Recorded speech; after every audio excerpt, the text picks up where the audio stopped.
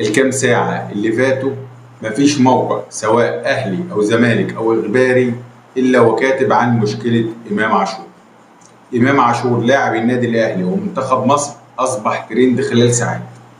الكل بيكتب عن اللي عمله إمام عاشور مع فرض الأمن في إحدى المولات.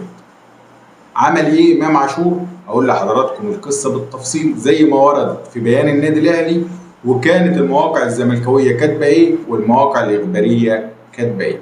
ولكن قبل ما نبدأ أتمنى من حضراتكم عمل متابعة لصفحة اليوتيوبر عادل الزلط على الفيسبوك، وكمان الاشتراك في قناة اليوتيوبر عادل الزلط على اليوتيوب.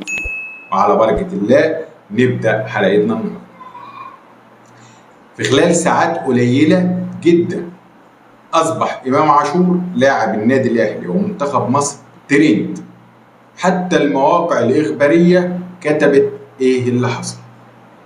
القصة بالتفصيل، وده على بناء موقع النادي الأهلي. كاتبين إن زوجة إمام عاشور كانت في إحدى المولات زيها زي أي ست بتشتري الحاجات بتاعتها، طبيعي جدا. إحنا في أيام عيد وغير أيام عيد أي ست بتروح، سواء زوجة إمام عاشور أو غيره، بتروح تشتري في المولات. في خلال شرائها لبعض الحاجات على كلام موقع النادي الأهلي تعرضت لبعض المضايقات من بعض الشباب اللي موجودين في المول. بعض الشباب اللي في المول بدأوا يرخموا عليها ويتكلموا معاها بطريقة مش لطيفة. فالطبيعي على طول راحت متصلة بإمام عاشور، تعالى والحقني والدنيا في المول حصل 1 2 3. لا ومش بس كده، ده قالت له كمان ان بتوع الامن شافوا الواقعة وما تكلموش ولا اتدخلوا، بل بالعكس قدروا يخلوا الشاب اللي عمل كده وان هو اتلفظ بألفاظ مش كويسة يخرج من باب المول الخلفي. على الفور جه امام عاشور ومعاه اخوات مراته ومعاه بعض الشباب الاصدقاء، جم على المول. فطبيعي لما يجي امام عاشور ويحضر، في ناس حابه تتصور مع امام، في ناس عاوزه تاخد منه حديث، في ناس عاوزه تشوف ايه اللي حصل، في ناس عاوزه تتخانق، كل ده بيحصل. امام عاشور نجم وموجود والدنيا اتلمت حواليه، بقى زحمه، حصل اغماء لفرض الامن بتاع المول.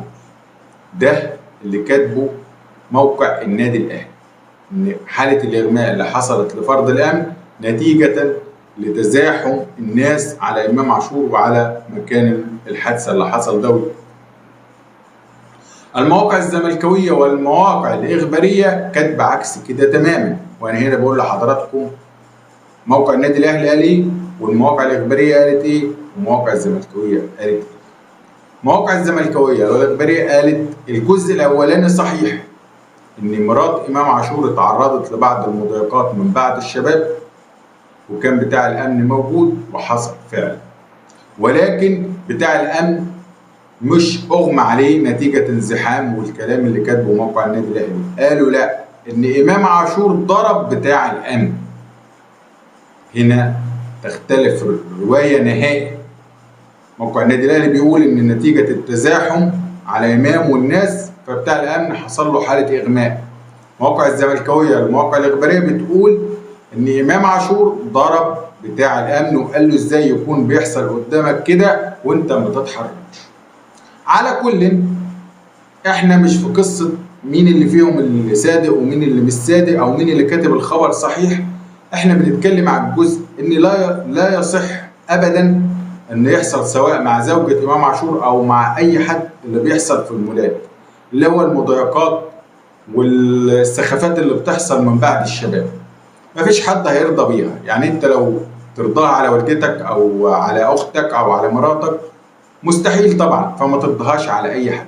احنا بنرفض ده تماما جدا جدا مع اي حد، سواء زوجة امام عاشور او غير امام عاشور. ده اللي حصل، ودي رسالة لكل الشباب وكل الناس. واذا كان فعلا حصل ان فرد الامن شاف الواقع وما اتحركش فهو غلطان جدا جدا جدا، سواء مع زوجة امام عاشور او مع غيره. انت بتشوف واقعة بتحصل مضايقات لبعض الناس في المول لازم تتحرك. واذا كان امام عاشور ضرب فرد الامن فطبعا لازم يتعاقب. احنا هنا لا مع ولا ضد، احنا بننقل الصورة لحضراتكم زي ما المواقع كاتبة. المواقع الاخبارية كاتبة كلام والزملكاوية كاتبة كلام والنادي الاهلي الموقع منزل بيان. هنا انا قلت لحضراتكم الروايه من هنا ومن هنا، والحكم ان شاء الله هيبان خلال ايام او خلال ساعات، هنعرف الحقيقه فين وهطلع واقولها لحضراتكم. بس اتمنى من حضراتكم في النهايه تعملوا اشتراك لقناه اليوتيوبر عادل الزلط على اليوتيوب، وتعملوا متابعه لصفحه اليوتيوبر عادل الزلط على الفيسبوك، على امل اللقاء بكم ان شاء الله في فيديوهات تاني واخبار حصريه تاني ان شاء الله. اشكركم والسلام عليكم ورحمه الله وبركاته.